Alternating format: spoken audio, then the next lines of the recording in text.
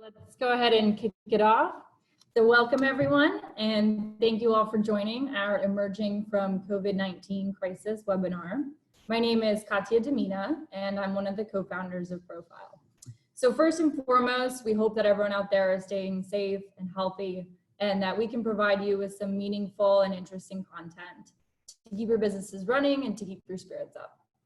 To stay in touch with us, please visit www.PROFILEmiami.com, and we're also on LinkedIn and Instagram at PROFILEmiami for some of the latest commercial and residential updates. So for more information, in order to get involved or participate in one of our upcoming webinars, please email d@profilemediallc.com. And finally, I wanted to talk about some of our panelists. We chose leaders who are candid and have been through a spectrum of past cycles in order to inform us and you about how they are navigating some of the challenges to get business back to normal. So Demetri, I want to kick it off over to you, and you can tell us a little bit more about who they are. Thank you very much. So we've got some very exciting panelists today. They've all been in the industry for some time. We have Shahab Karmely. He's the CEO and founder of Car Properties. We have Alan Morris, Chairman, President, and CEO of the Alan Morris Company. And we have Jimmy Tate. He's the President of Tate Capital. Essentially, what we want to cover today is emerging from the COVID-19 crisis. I know everybody's been stuck out of the office. They're working from home. We've kind of been trying to figure out the new way to stay in business, but at the same time, not contract the virus. I just want to ask you guys to kick it off, to introduce yourselves, a little bit about your companies, and how you've been holding in with this crisis. Let's start with you, Jimmy.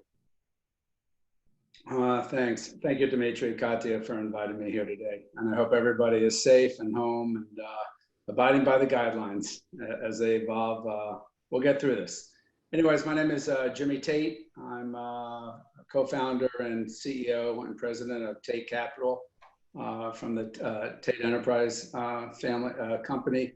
We've been doing business in South Florida since the late 30s, early 40s, specialize in real estate development throughout the Southeast United States, and have spent our fair share of time, especially with my father, Stanley Tate, handling workouts and receiverships and both local, state, and federal for REITs in the 70s and the RTC, Resolution Trust Corporation, in the 80s, and then putting together a very successful distressed debt fund with friends and family and related in the 2007-2008 Great Recession. So we've seen it from both sides, and you know, this one's evolving, but happy to be here and share whatever I know, which isn't much. Thank you. Alan.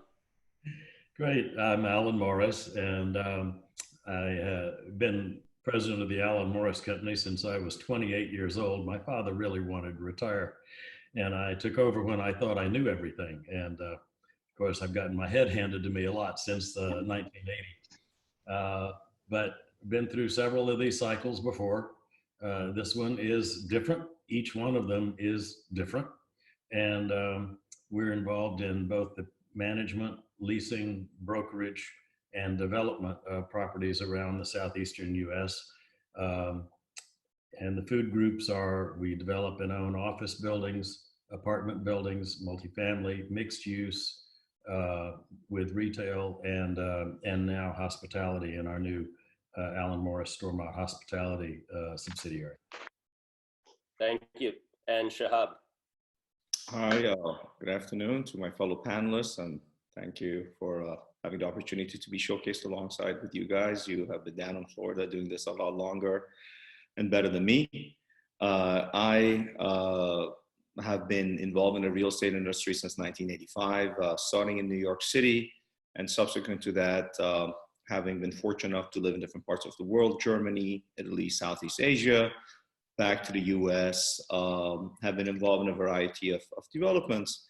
And, you know, I had a very early lesson in crisis and what crisis mean, because I am a refugee. We left Iran in 1978 as a result of the Islamic Revolution, which has some familiar echoes 40 years later in some of the political messaging that I hear today. And, since then, we've been through crisis both in this country and in Southeast Asia, where I used to live for a number of years. We had the Great Asian Crisis. And as Jimmy said, crisis like friends and food and music has some elements in common, but every one of them comes with its own flavor and is different. And, you learn and you move on. But one thing I've learned in this many years, given my youthful appearance, you'd suspect I don't have that many years of crisis underneath my belt, but I do. And this too shall pass. And fear breeds fear, and having faith and having hope and having sentiment in the future is one of the key drivers of any society. And that's a message that we're not hearing enough out there. And I find it ridiculous. And I wonder why we're not hearing enough of it. Certainly reasons why we're not hearing enough of it, but this will pass. This will pass and we'll all be here. Thank you. So Katya, thank you for the introduction. We're going to kick you off the panel now. So for those of you who know how I like to run my webinars, I prefer more of a discussion amongst the panelists than a question and answer. So I'm just going to throw the first question out and we'll go from there. So what's your guys' personal outlook on how this will ultimately affect the South Florida real estate markets, both residential and commercial? And will there be permanent changes to our industry? Alan, you want to go first? I'll take a stab. Or Jimmy? Okay, Alan, you go. Okay.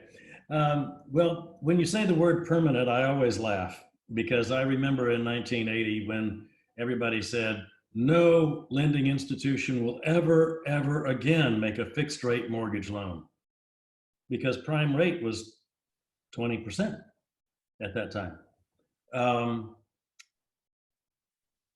Everything changes. And I believe that as soon as we think that this will be a permanent change in anything, it'll be something we'll be laughing about 5 years from now, because nothing is permanent in this business. Things change, they ebb and flow, and it's a business of cycles. But as far as the effects on the real estate market here in South Florida, I believe that many small businesses and some large businesses will be deeply affected and deeply hurt. Others will be bruised. And because of that, there'll be a time probably in 3 months, 6 months, 12 months, when people are going to be rebuilding their cash reserves and solving their personnel problems, rehiring and getting back into business as usual.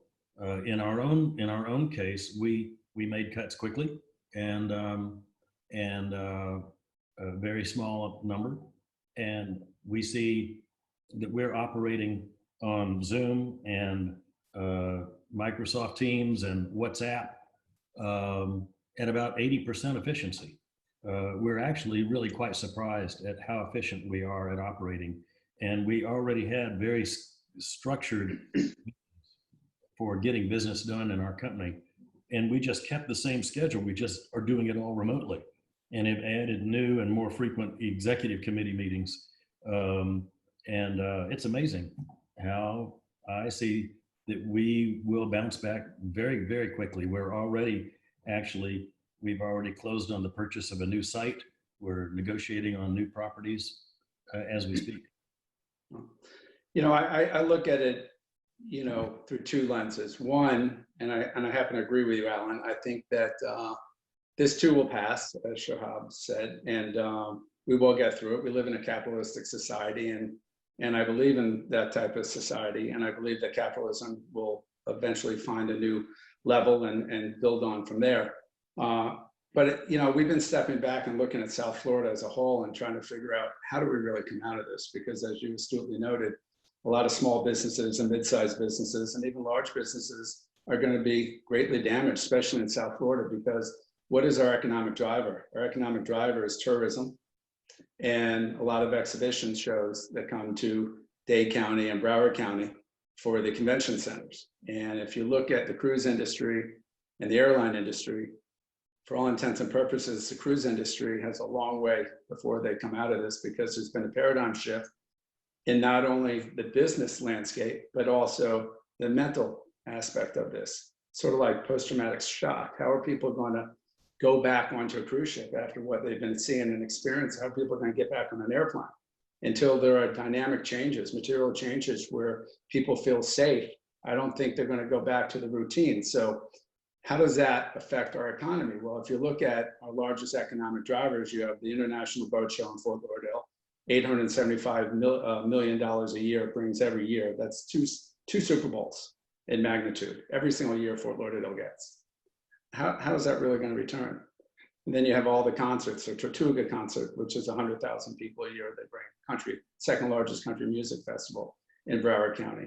You have all the auto show and the boat show in Miami, and you have all the other industries that come down here. Are businesses still going to come to South Florida to travel to get their people away because it's considered a benefit?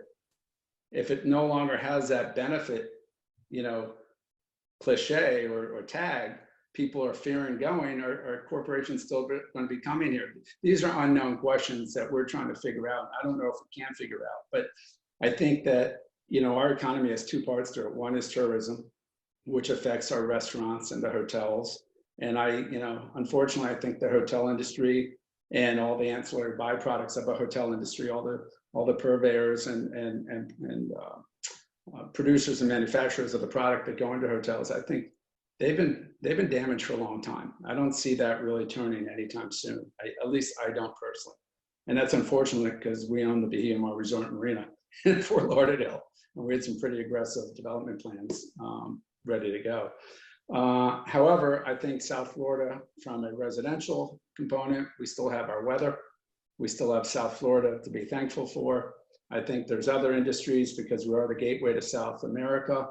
I'm hopeful that our move towards technology in the last few years, becoming an incubator South Florida region for technology, is going to help. And I think that people will still be here for residential. I think our residential markets will be fine. I think the commercial markets down here are going to be dinged, as you said.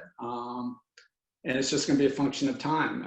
My biggest concern is that the small business loan facilities that are being put through by the CARE Act, the PPP and the EDIL, on the surface, they sound great. All right, well, the government just funded $610 billion to small businesses.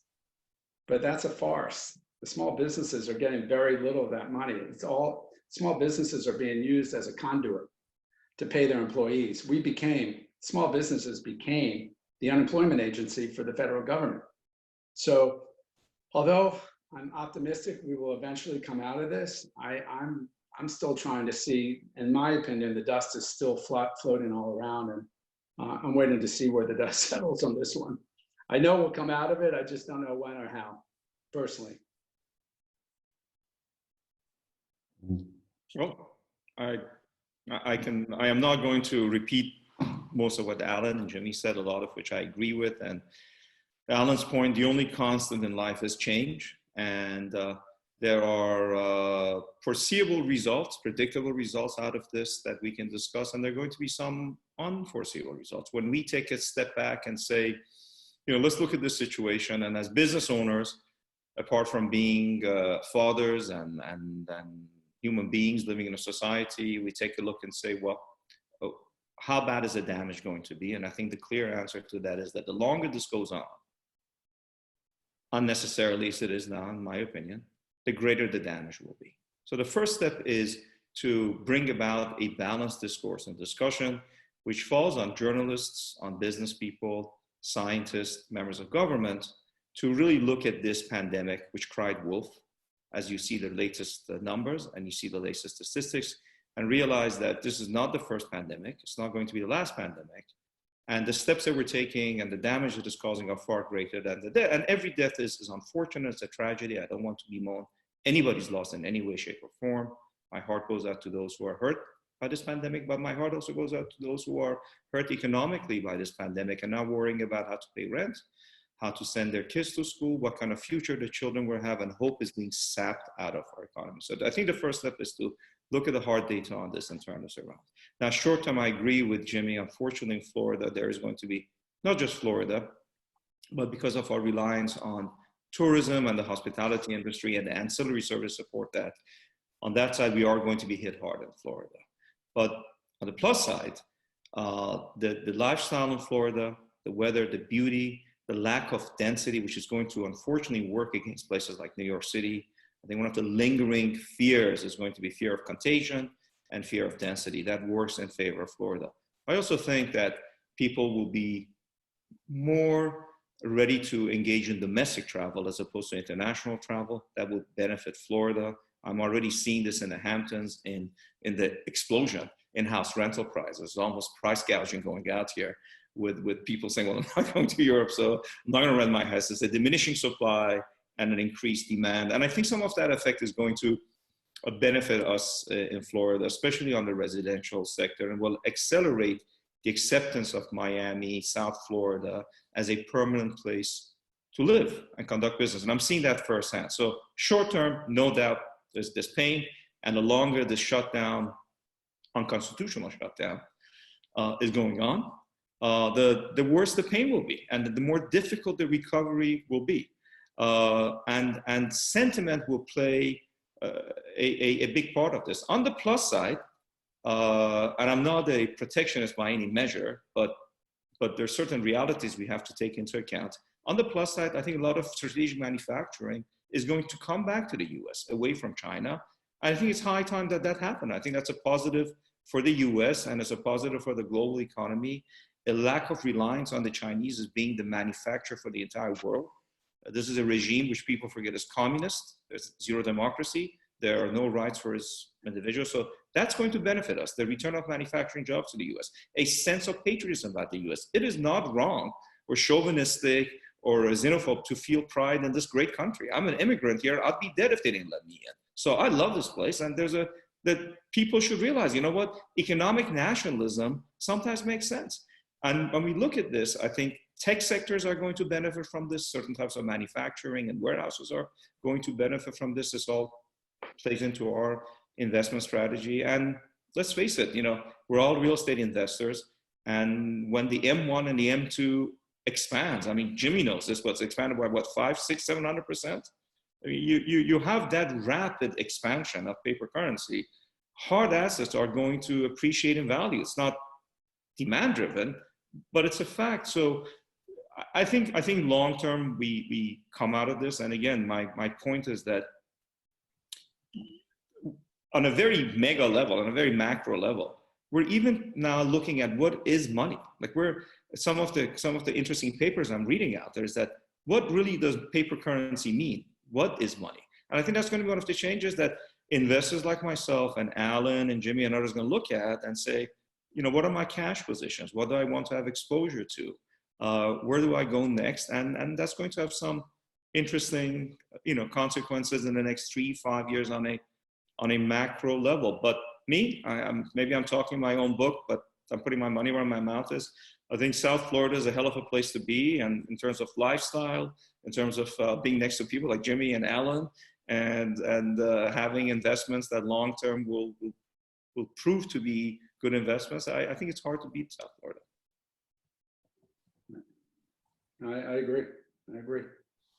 So let me ask you guys, there's been a lot of, like with the Paycheck Protection Program and some of the other government stimulus that they've been trying to get into the economy.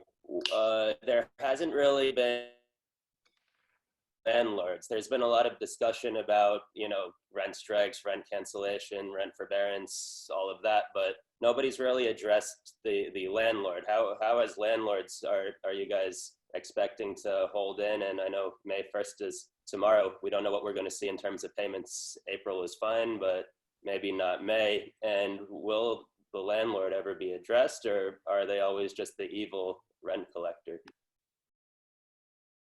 I mean, I can tell you from my perspective, one of the things we did early on, in fact, in the middle of March, we went out, brought on a third-party accountant to work with every one of our tenants to help them put together their SBA, the PPP or EDIL SBA loan packages, help them submit it on a third-party transaction engagement relationship so that we were out of the equation, but we gave them the tools to try to succeed and help them.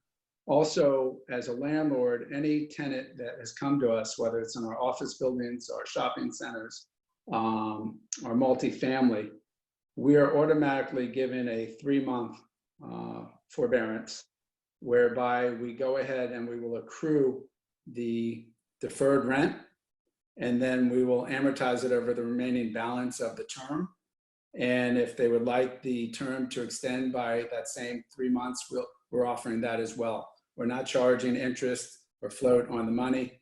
Our feeling is that if we as a people are going to come out of this, we need to come out of it as a people, and that greed has to be set aside, and people need to help people. And we need to work together as a community, and we need to help those that are a little bit less fortunate. And then hopefully our lenders will help us in that same vein by giving us the 3 months deferral and some type of similar resolution, so that we can all help one another. Because the one thing I can attest to, and I know Alan will attest to, is one of the reasons South Florida came out of Hurricane Andrew so fast and so successfully when we were decimated, it was like an atomic bomb went off here, is because neighbors were helping neighbors. Everybody reached out to help the next guy. And the first 4 or 5 months, it was all altruistic. Nobody tried to make a dollar on anybody. We all gathered together, the community leaders who went down. We built houses of worship for everybody. We built pet shelters. We donated our supplies and our materials and our time. And we became a community helping community. Once the community was safe and stable and people were breathing and a little bit more relaxed, then the community exploded. And we led the nation for multiple quarters in every aspect of business, whether it was auto sales, retail sales, commercial sales, building products, new homes, because we did it as a community. And I think if our country would act that way, and I agree with Shahab, I wish politics would just get out of the equation. We need to work together, be cohesive and collective with our effort. And we need to be one. And if we do, we'll come out of this a better community and a better nation. And that's what I pray for, because if greed takes over, it's going to be the demise. And we just need to remind everybody, our neighbors, our friends, our lenders, our bankers, the small businesses, hey, we're all in this together. I'm hurt like everybody else is hurt. Let's help each other. Let's all rise up. I have a saying, all ships rise in a rising tide. Let's all rise up together. And if we do that, I think we can successfully beat I call it the cure of the virus. I think the cure is worse than the actual virus, as Shahab said. But I think we can beat the cure. We can beat what the economic calamity that's taking place right now if we all work together. Yeah, Jimmy, it was a beautiful thing to see after Hurricane Andrew. All the insurance money that poured in didn't hurt either, because everybody had new money to buy new cars. So Alva Chapman was a great community leader that helped really bring us all together at that time. And some of us forget how that happened. But, the other thing is, I think, along with not being greedy at this time, is to be empathetic with your tenants. Some are looking for a way to just get out of paying the rent. Some really have a hardship. And what we do is we aggressively go to our tenants and say, look, we anticipate, because we know what your business is, you're going to have a hardship. Tell us about what your situation is. Tell us if you've been able to apply for your PPP. And back in February, when Disney and Universal Studios and everything, all the tourist activity closed down in Orlando, we have a brand new mixed-use development in Orlando. We went to our retail tenants on the ground floor with the apartments and offices up above. We aggressively went to our retail tenants and we said, hey, March 1st is coming up. We want you to let you know, we're just forgiving your rent for March and April. Don't even worry about it. And I thought they were going to cry. They were just so grateful. It gave them hope that they could survive, because they didn't know what they were going to do. They were shell-shocked, and they were a small part of the big picture. But if you can keep those people alive that are the most vulnerable, the others will hang in there as well, we believe. we've only seen, we saw rents come in slowly in March rather, from our retail tenants and our office tenants, but we're like 95% collected for March, and for April, for April, and we'll see what happens now with May. May 1st is going to be a big deciding point to see how many people are going to default and how many people are going to pay their rent. But we've worked with other commercial tenants to say, look, the nature of your business, we understand you are really hit hard by this. Let us work out a payment plan for you where maybe you pay half rent for 2 months or half rent for 3 months. And then beginning in October, you start paying that back over the next 12 months. So that we show them the way forward for how they can stay current, but they can survive in the meantime. We have to see how this is going to evolve in May, in June, in July, because that's the thing we don't know. We're opening 2 new apartment buildings in July, one in Atlanta and one in Orlando. But people are signing leases for opening in July at the University of Central Florida, assuming that University of Central Florida will be holding a fall semester. We've also given them a guarantee in their lease where we said if they delay opening, we will delay your rent to not start until the university opens.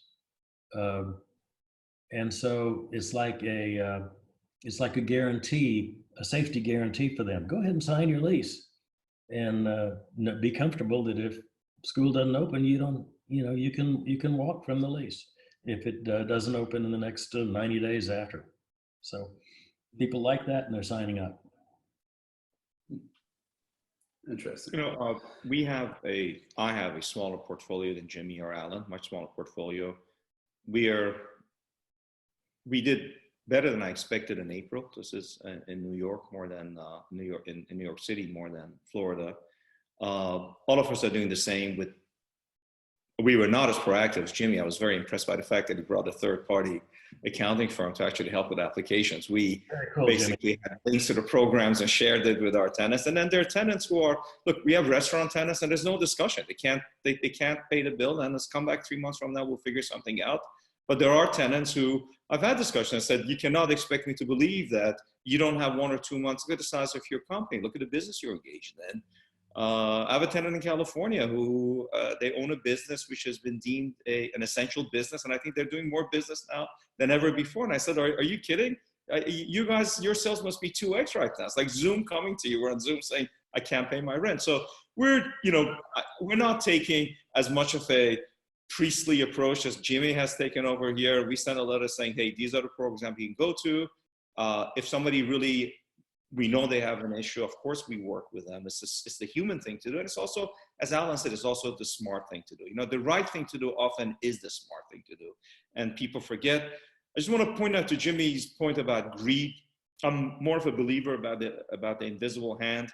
And I think the greatest greed is actually the greed of government in harvesting taxes and paying back our own money. So it's not greed in private business. I would love to be in a position to say, hey, everybody, don't pay me a penny of rent because, the banks are not collecting from me. Well, that dream hasn't happened yet. And the bigger dream is that, you know what? Government's not going to collect real estate taxes from me. Do you want to talk about greed? How about we have government stepping in and say, hey, landlords, you're not evil. You're being used as conduits for housing and for shelter. The banks are going to be instructed to work with you more aggressively because we are giving them money for free. So how about a discussion there? They're making money. And we know that real estate taxes are a big dent in what you have to worry about. You know what, we're going to waive it for this quarter.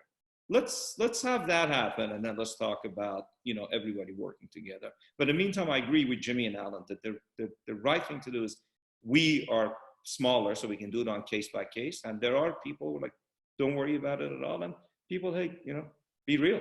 I got to pay, you got to pay. So case by case. But I agree. We are in this together. And the way out of this is to open the economy. You can only waive so much rent. You can only print so much money. This is the aspirin. That's it. We don't step out. We don't open up this economy as Elon Musk, who's my new spokesperson. I love what he's been tweeting out there. Free America. Let's go. There's no other solution to this. You keep printing money. You know what? I direct everybody after this to look up Germany, not Zimbabwe, but Germany in the 1920s and the Weimar Republic, and what the unfettered printing of money does. Doesn't solve anything.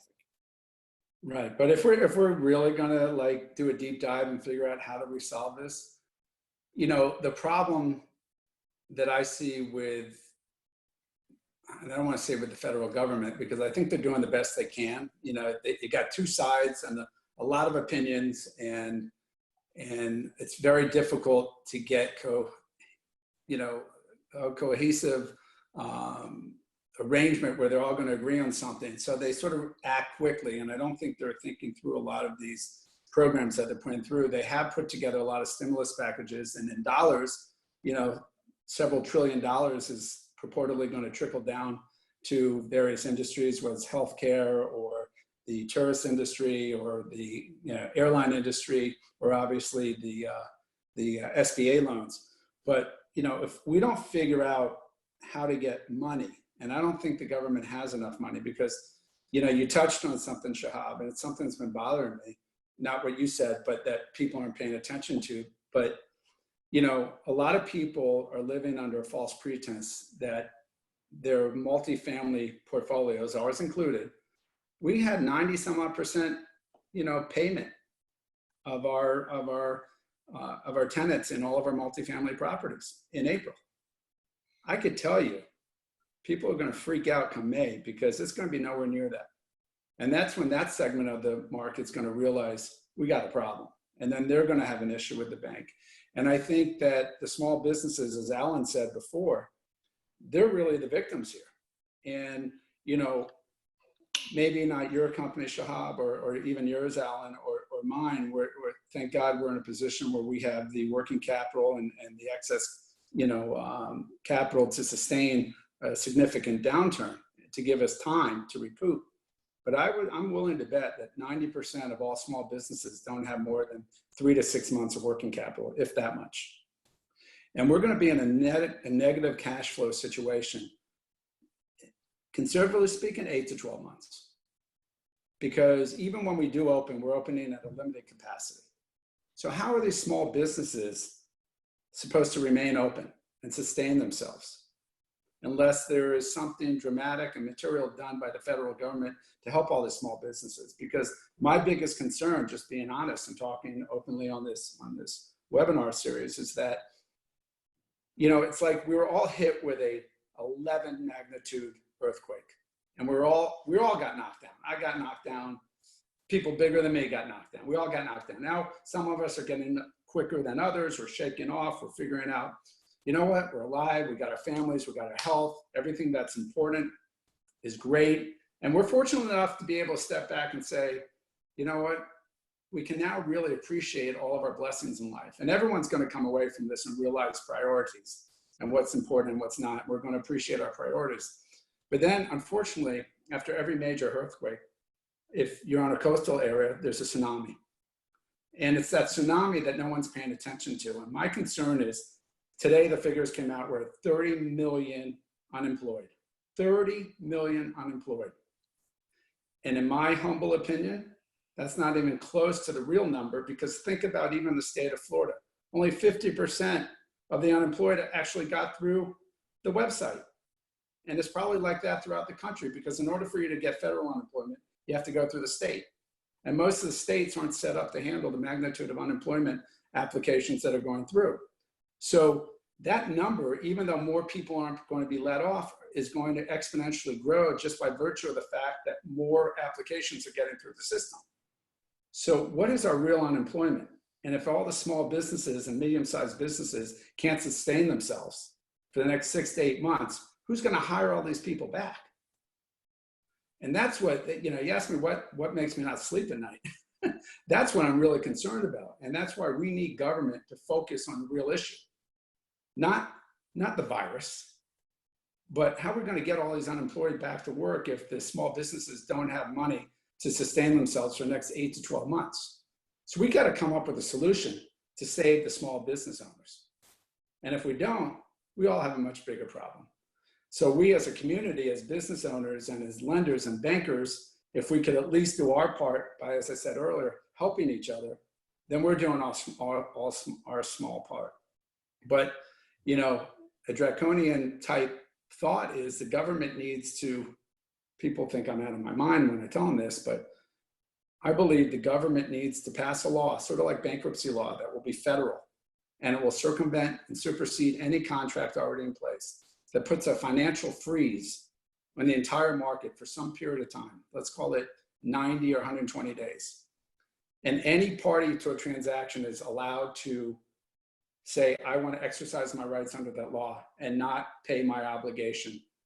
And then what will happen is that for that not 90 or 120 period, whatever that is, that amount then gets added on to an extended term of whatever the relationship was. So if I had a multifamily lease, my lease just got extended by either 90 or 120 days, and I'm still obligated. If I have a loan with a bank, my term got extended by the 120 days, I'm still obligated and I still have to pay, it just gets added on. Same thing with a tenant. If I'm a landlord and I have a tenant and tenant says I can't pay, they have the right to exercise the right. They don't pay me rent for the next 90 or 120 days, their lease gets extended. It costs the government nothing. And if they do it right and two parties of the equation want to transact, then they're allowed to transact. So if Wall Street can still continue, if someone wants to buy and sell stocks and bonds, they can still do it because Wall Street's selling, someone's buying. Someone wants to cash a check at a bank, they can do it. Someone wants to close a loan or buy a piece of property. Alan was fortunate enough to be able to buy a property and set up for his next development. He would be allowed to do that. You want to buy goods and services, you're allowed to do that. But at least the people that are stuck right now will have an opportunity to breathe and not have money that's accruing that then gets amortized and added on to further put them deeper in a hole. And I think that right now, if there's not some type of material, either law or provision or something done by the federal government to sort of freeze these financial transactions, which are going to be the kiss of death for many small businesses, we have a tsunami heading our way. And I, you know, I thought long and hard if I should share my thought on this, but I think I should, because I think people need to think about it. We need to talk to our congressmen and our senators, and they need to do something about it, because you got to focus on the problem. And the problem is the unemployed. And where's the unemployed going to go back to work if all the small businesses are out of business? And if you look in 1929, you know, we were in a depression for 10 years. The only thing that took us out was really World War II. And why were we in depression for 10 years? Because you had unemployment in the double digits. The average unemployment over the 10 years was 14.9%, but it got as high as 25%. You know, and all the great minds and all the financial minds and all the Wall Streeters are saying, well, this is different, because in 1929, it was related to the banks and it was related to financial system. In 1974, it was related to the REITs and the national banks. In 1988, it was related to the S&L market, savings and loans, and real estate. In 2007, it was global and it was systemic, so it went into all financial markets, which had to do with, you know, whether it was lending or it was insurance or it was real estate, and therefore it was all financial. Everyone's making a mistake. They're saying all the past depressions and recessions were caused by a financial situation. This was caused by a virus. They're correct. But the cure for the virus is now causing an economic calamity. And that's what we need to pay attention to, because it's turning into an economic calamity and it's hitting everybody, every industry, whether it's banking or lending or Wall Street or bonds. I mean, I don't remember Shahab or Alan said it, but who's going to pay the property taxes? So how many municipalities are going to be able to provide services? They can't. So they're going to go bankrupt. Then it becomes a burden of the state.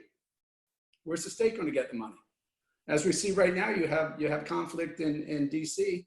Certain senators are saying we should go ahead and allow states to declare bankruptcy. And then you got Como saying you can't do that. And then you got Trump saying, well, why should we take the federal money, which comes from our taxpayers, to bail out states that haven't properly managed their state prior to COVID?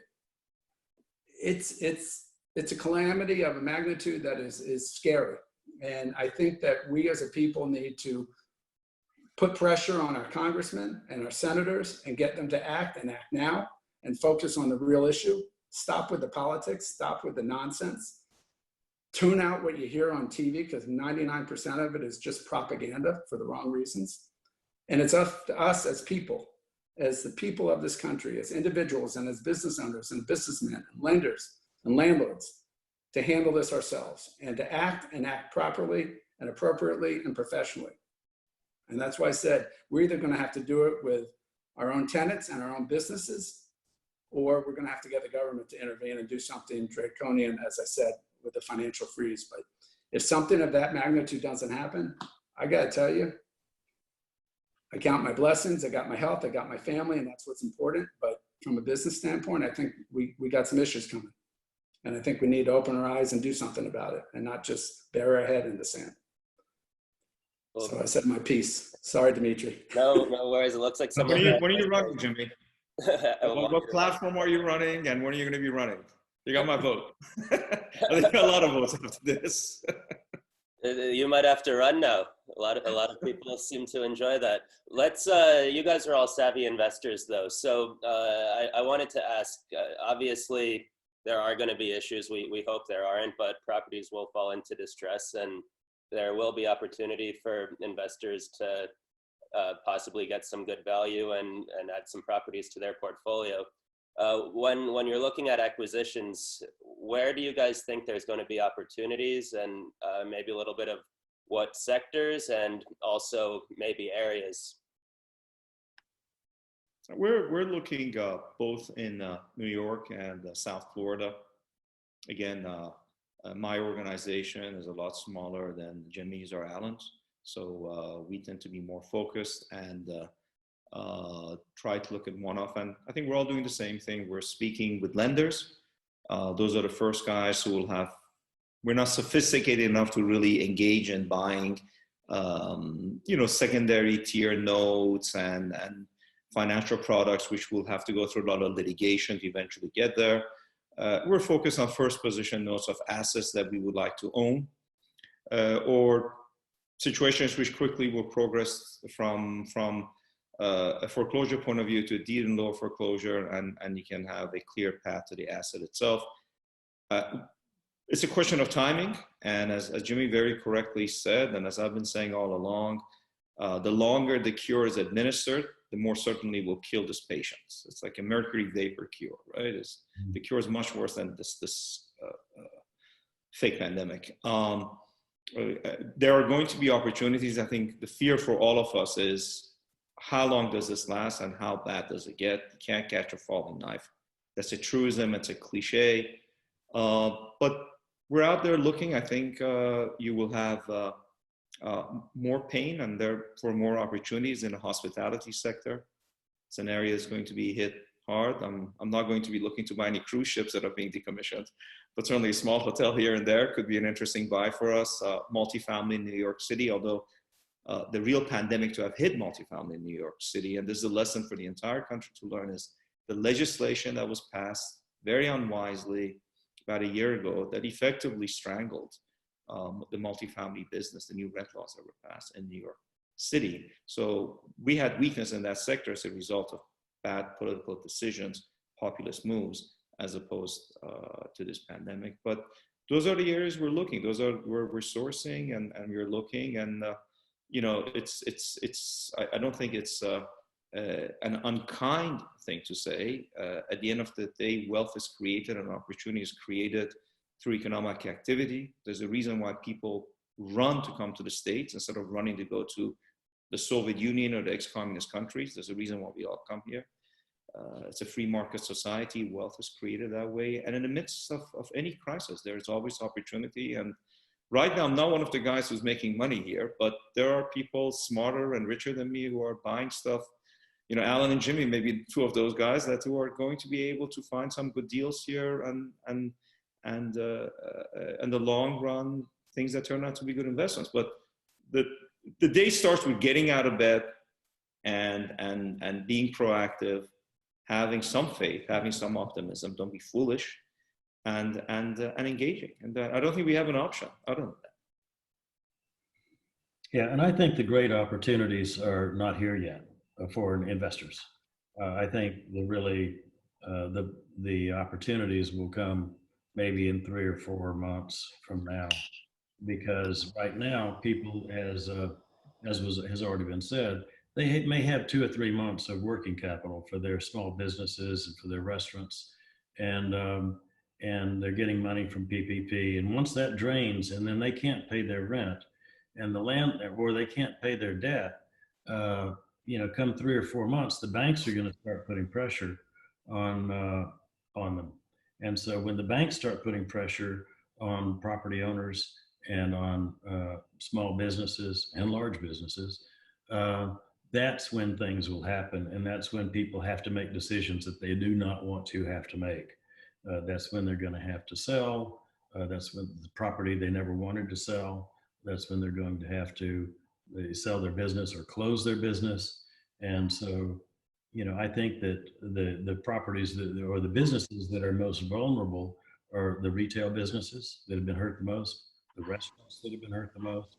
And so real estate related to those businesses, I think, and other businesses like the cruise ship lines and those that serve the cruise ship lines and the airline and those that serve the airlines, those are gonna, you follow the hardest hit businesses, and that's where the opportunity for investors will be 3 to 4 months from now, in my opinion.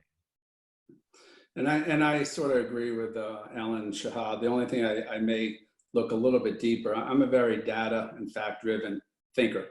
So I try to analyze below the surface, and I'll share with something that I'm aware of, is that the FDI told all lenders that they're basically going to allow them not to classify any loans for non-payment for 6 months.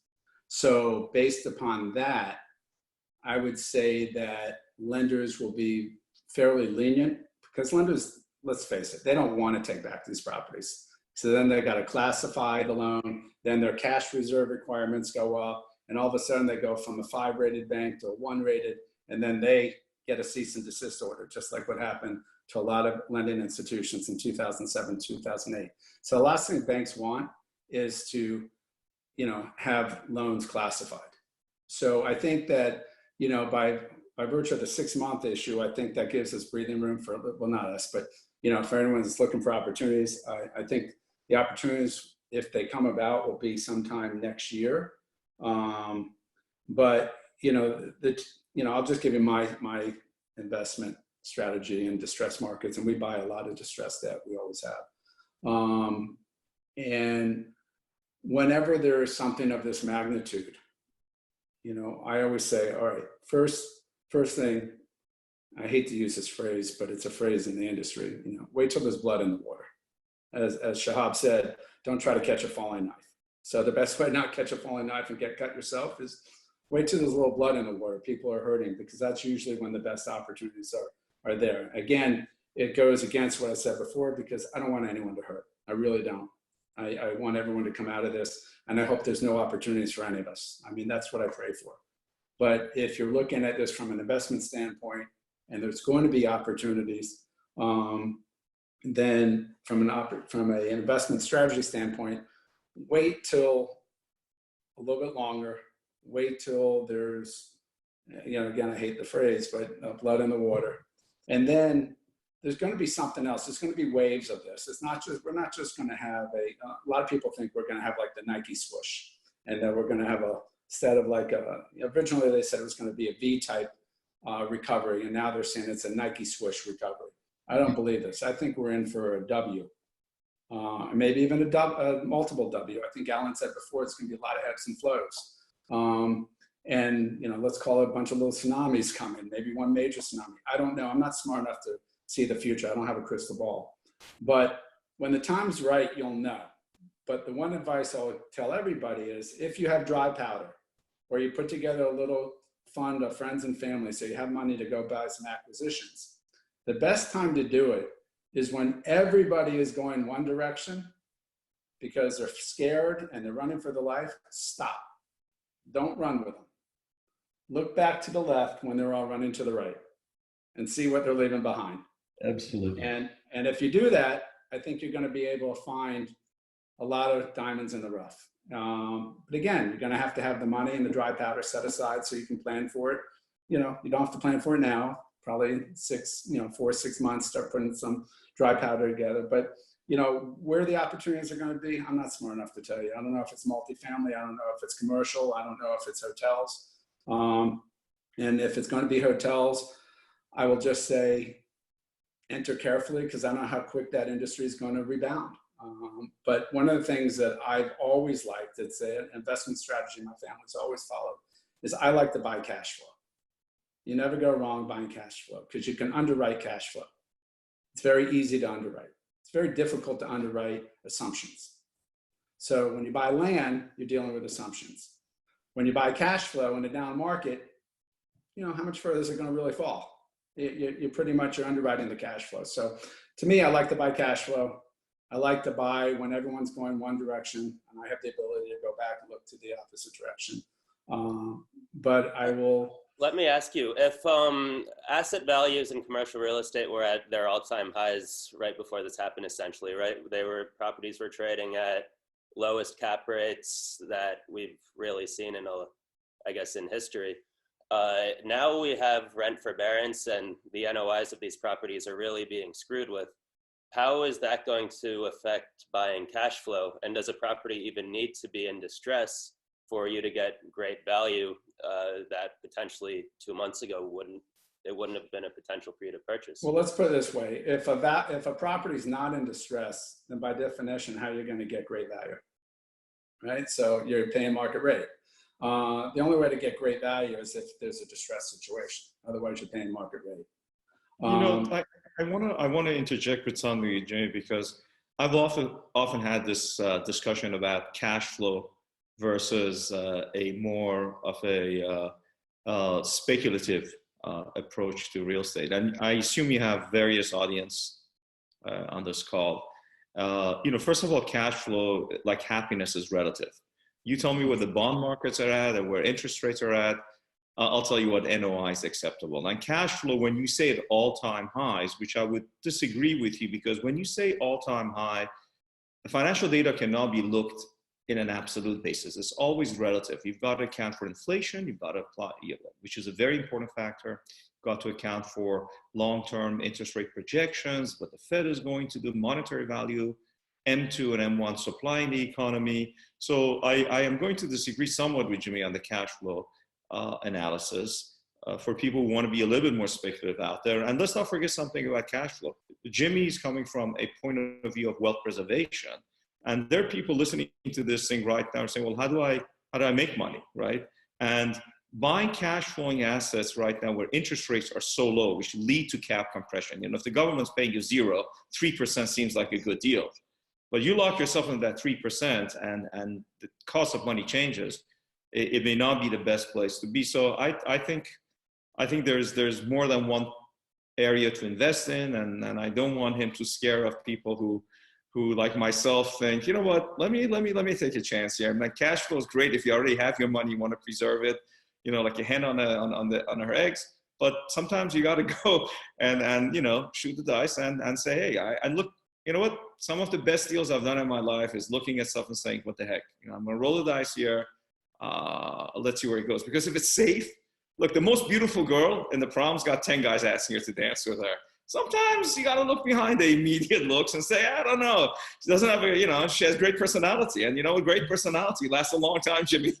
Cash flow up front's not always great. It goes a long way. So I think there are different asset classes. I will say this. I think very few people, and I am a good example of this.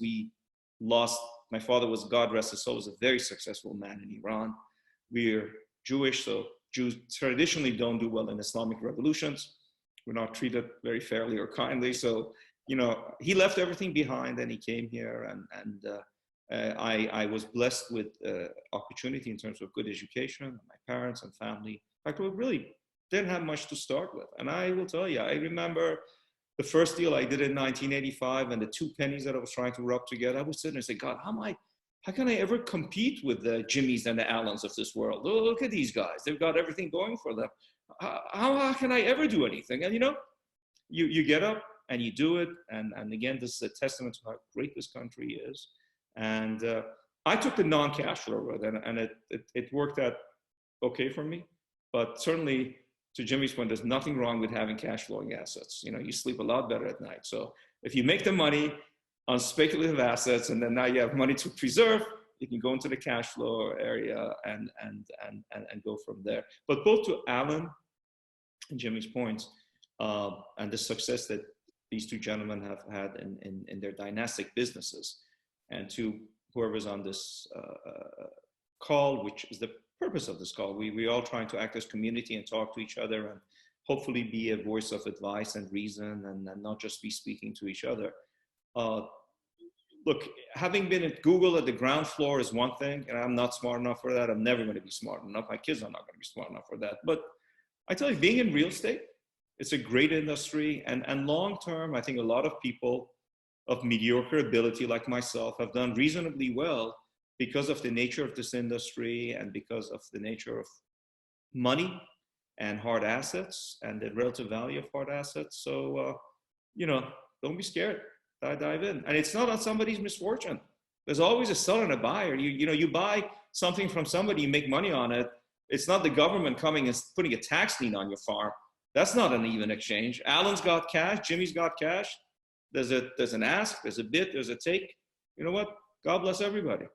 That's what keeps the wheels turning. So, you know, everybody get up. I just want to qualify and quantify my cash flow statement. So my cash flow statement had to do with not buying safety. It's when we're in a distressed situation. I think Alan or Demetri said when would be a good time to buy. And so I was saying, I've always found my success in down markets to buy cash flow, because when you buy at a down market, it's not at a low cap rate. You're buying a distressed situation where you usually have to buy the note. Then you have to get a deed in lieu. You usually, you know, work out your deal with the guarantors before, so you have surety to get the fee. And you're buying the note. So notes, you know, whether they're at 50 cents on the dollar, 70 or 60 cents on the dollar, you buy the note, you buy it at a discount, you're probably buying the property at a 50 to a 60% discount. So I wouldn't say you're paying a 3 cap or a 4 cap or even 5 cap. You're paying, you know, double-digit cap rate for the asset. So it's a great investment, and there's great opportunity for upside. Look, it's one investment strategy. It's one I use. There's a lot of investment strategy. I know people that bought land, all they want to do is buy distressed land. I know people, all they want to do is buy distressed CDDs. Everybody made money. So there's a lot of ways to make money. I only know what I know, and that's what I always did. I bought distressed debt, found my way to the fee, the asset, and I know how to underwrite income. It's easy to underwrite, and it takes away a lot of the risk. And then how do you make value? You create value. You create value on assets. I mean, one of the things we did during our last downturn at Related and with Sergio Rock and I, we bought large power centers around the country. And then what we did was we peeled off all the out parcels, sold those at a low cap rate, got all our money back, and now we own the asset free and clear. So, you know, there's lots of ways to create value, lots of ways to get creative. So again, it's just one thing that we did. You know, there's a lot of ways to make money. I certainly don't know them all. But and all I'm telling people is, in my opinion, my humble opinion, for the next 6 to 8 months, be careful, be safe, take care of your family. And if you want to enter this game, enter it carefully and make sure you got dry powder on the sideline. Yeah. Good advice. And the best investments that I think I've made in a situation like this is when I waited and waited and waited, and then made a decision I was scared to death of because nobody else was doing it. And they turned out to be the very best things I ever did. Right. Listen, if you apply certain basic business principles to any business, and you apply basic practices to your underwriting, you know what you do. I mean, Alan, you're an expert in what you do. So you have confidence to know that your underwriting is going to work. And just because the rest of the market doesn't see it, you got your history and your skill set and your knowledge to say, listen, I know what I'm doing. And so that's, you know, people, you just got to be careful. You know, it's not for everybody. It's a sophisticated game. Yeah. And if you don't know what you're doing, then invest with people that do know what they're doing. Yeah. So I'm sure you remember this, Alan. I remember during the internet bubble, everyone in my office, from my assistants to the girl that was opening, answering the phone, they were all buying internet stocks and making money. I'm like, oh my God, it's going to crash. Because everyone was investing. Nobody knew what they're investing in, but they were just riding away. Or when the condo market, where all these conversions were happening, everyone was buying condos. Everybody in the office was buying condos. I'm listening to conversations in the kitchen area, and I'm like, something bad's going to happen because that's not the way the market works. Jimmy, I'm the great believer in the get rich slow scheme. Yeah, me too. But Jimmy, to your point, and it comes down to holding power, because it's a truism that's it's virtually impossible. Look, at least it's been for me, to time markets. It's very difficult to say, here's great advice on late night TV before the internet was up in the 80s. You'd be watching TV, say that the key to getting rich is you buy low and sell high. Okay, well, thank you very much. But when it's low, when it's up, we all know that. But one thing I will say, and again, I go back to monetary policy and some of the macro data that I try to look at, as Jimmy was correctly saying, is that, one of the ways to be careful, and don't fall into the trap of thinking when the timing is right. I love what Alan said. At the end of the day, you make a decision, hold your breath, and you're like, when I first started investing in Florida, I can't tell you how many people in 2013 were telling me, there's 20 years worth of supply. Miami's done. You shouldn't go in there. What are you doing? You can't buy land. And I'm like, okay, well, I am. And I've had that in New York City during downturns. There was an office building that my office is in. I bought it with a partner of mine who was a childhood friend of mine. It was one of my best friends. And everybody and their mother was looking at this building and saying, you guys are paying too much. One of the best investments I made in my life. And at the time, maybe we were paying too much, right? So the key really is this. And I will say this to anybody, including myself, on a weekly basis, is, my father, again, God rest his soul, used to say, there's a Persian saying that real estate does not die, it sleeps. And remember this. So that you can pick any of these data points and say, well, there was a dip in the market, and the guys who were over leveraged and overexposed, fools rushing in, they lost. But I will tell you something. I would bet you any one of those points, you take the entry point, whether it was stocks or real estate, and say, I bought at the high, and now I was able to hold on to it for 10 to 15 years.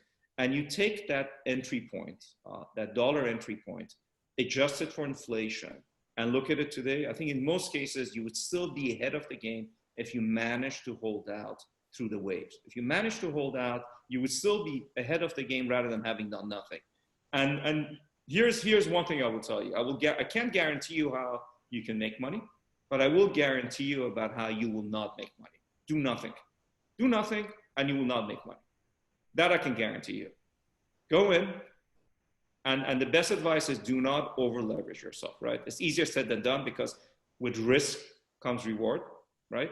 But maybe you want to make less money, but sleep better at night. But if you manage to hold on long term, I don't think how you go wrong on a lot of these assets. Hey guys, sure. I know you all have to get back to work. It's been an hour. It was an honor to have you guys. Thank you very much for the honesty and sharing your knowledge with us. And Jimmy, I look forward to casting my vote for you as president if you do run. So I'm voting too, Jimmy. You have my vote. You have my vote. All right.